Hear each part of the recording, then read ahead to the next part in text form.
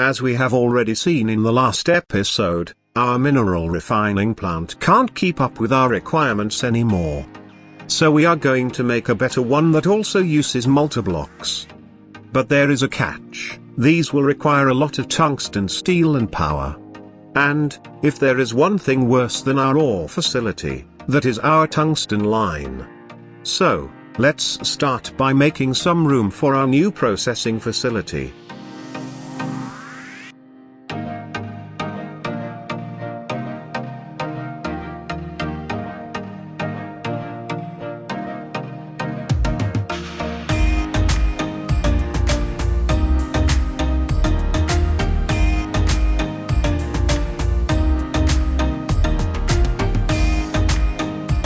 Once it is ready, we can start laying down the machines. We shall start with 2 electrolyzers for producing hydrogen and chlorine.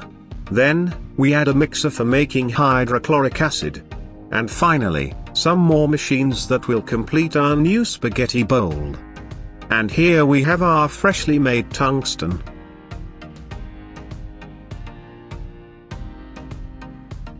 Now we have a lot of tungsten. However, working this material is a pain because it melts at almost 4000 degrees. We could use a smelter, but that doesn't look much different from a crucible, and it requires an additional mixer for making alloys.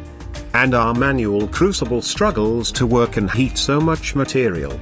We could use a more powerful heater, but that would require too much power, and also it could end up melting our crucible or boiling some stuff when we do other kind of tasks. So, we are going to make a large tungsten crucible that will be perfect for tungsten steel. Instead of wasting energy by heating it with an electric heater, powered by a dynamo, powered by a turbine, fueled by a boiler heated by something, we are going to use something to heat the crucible. The only thing left to do is decide what is something. And I think we all know the answer. This time, instead of approximating our reactor, we are going to use the simulator made by this dude on the Mechanisha forum. To test it out, we are going to first simulate the reactor that is currently powering our base. And the simulated output seems to be right. Now, let's toy a little bit. By swapping one 235 rod with a moderator rod, we could increase the output by 50% while using less fuel. And, if we add a second one, we can make the reactor supercritical. That means that the chain reaction will grow exponentially and blow it up. Now, let's see what we can do with just one core for our crucible. If we want some power, we have to use the 235 rods. And have moderator rods to boost the output. That would make 2000 HU per tick, which would be enough if I was patient. But since we want to have a fast crucible, we are going to swap the industrial coolant with lithium chloride, which will increase the chain factor and make it reach 1. Now the output will linearly grow, thus increasing the heating power until the crucible doesn't get hot enough. The issue is that a heat exchanger capable of handling a decent amount of power requires at least tungsten steel. So we shall start with a smaller one to build the big one. After quickly crafting and building the parts, we complete the structure. Let's now see how the sensors works. Here we have a thermometer for the current crucible temperature. Next, a scale to know how much stuff it contains. A scale that will stop the reactor when the crucible is empty. A thermometer that will stop the reactor when we reach the target temperature. And another one that will allow for pouring out the molten stuff. Finally, a fluid meter that will stop the reactor when the coolant loop is empty. Now we can load our first batch of tungsten steel. We are going to alloy a total of 128. And set the correct values on the temperature for something that alloys and melts at 2870 degrees Kelvin. And we notice that this scale is marking 2 at the power of 16, probably the maximum value.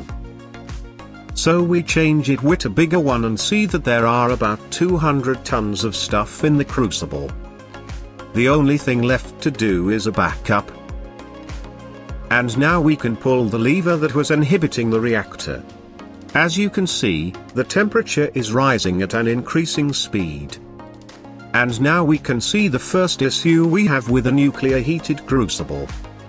We have to keep our special dress even when doing dirty manual work, and that is going to ruin our cool looking dress. Now that we are better equipped, we can closely check how our reactor is doing. And we can also see that we won't be able to check the crucible contents if we were to build a large heat exchanger under it. Once we reach the target temperature, we will start pouring out metals and the reactor will shout off. And, once the crucible is empty, the system will completely turn off. For our ore plant project, we are going to need a rock crusher, but that machine requires quite some diamonds to be made. But mining kimberlite yields a lot of uselessly tiny ones.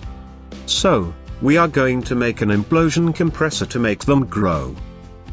This machine is powered by explosives such as dynamite that requires string, and, this time, instead of pushing polar bears into extinction, we are farming and working jute. Once we have stocked up enough diamonds, we shall tear down this machines and use its parts for our next project, a bigger nuclear power plant. We are moving our goal to a new power plant because the old one is not making enough plutonium, and also, all the machines we have added lately and the one we are working on are going to use too much power. While at it, we shall also upgrade our battery since we are hitting its maximum output power. We could increase the output by changing the amperage limiter, but that would require thicker cables. Instead, we are going to add more layers of cells. Each row will increase the voltage by 8 kilovolts. We have now reached an output of almost 50 kilovolts, which is close to the maximum of graphene cables. And we must not forget to add a new layer of transformer, since we are now into high LUV.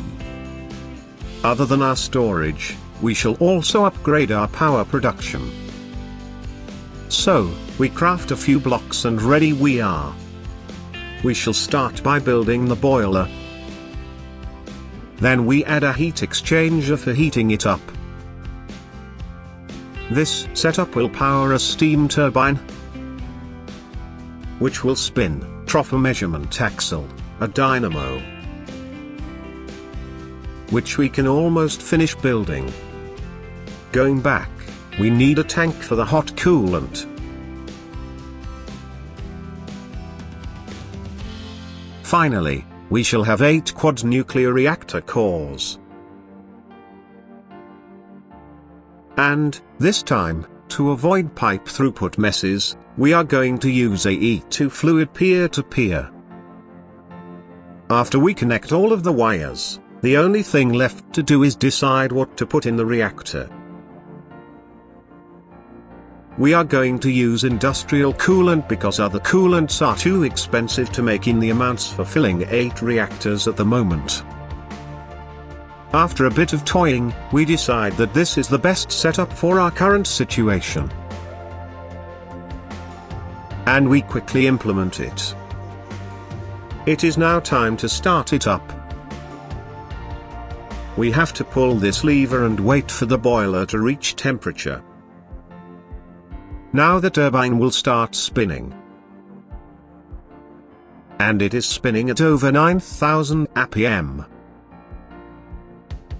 For about 10 seconds.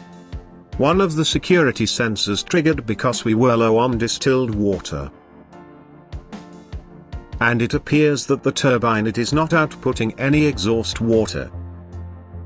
We have to actually use a pump to get the water out and from the bottom. Now that we have fixed this issue, we can see if we can spin the dynamo enough to make some power.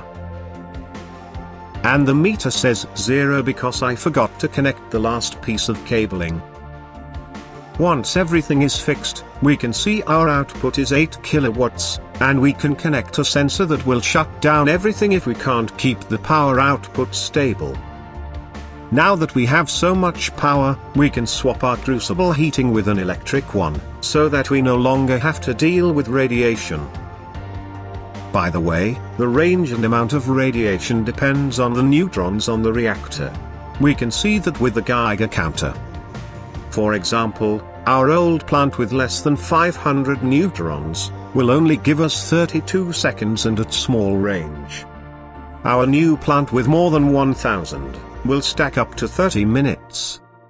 Anyways, this is our upgraded crucible, which is now also equipped with an engine for making steel, and you can see how fast it can eat when it uses 4 times the electric power our new plant makes. Since it heats up so much and we have so much power, we can also have some thermoelectric coolers to cool down plates faster. For our next project, we are going to recycle our old nuclear plant. Instead of spinning a dynamo for electricity, we are going to spin a series of axles and gears. That way, we won't have to deal with the inefficiency of the various energy conversions to electricity. Or maybe, with our new plant, we can afford to not have to deal with axles. We can play Roto-E-Craft or create one other day for that. So, yeah, we are going to use electric motors. And we are going to slowly populate our new ore refinery facility, but I think that's enough for today's episode. Bye bye.